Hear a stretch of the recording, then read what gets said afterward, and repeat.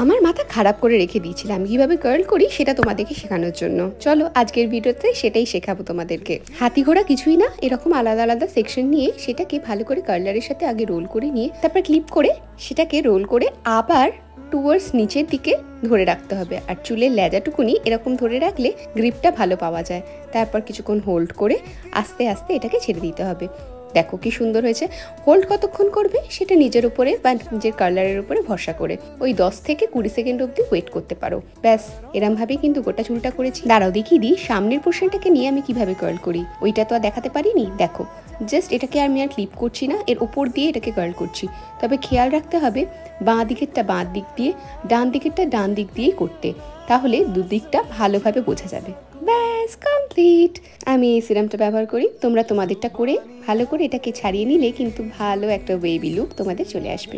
চলো আর জ্বালাবে না আমাকে, বাই।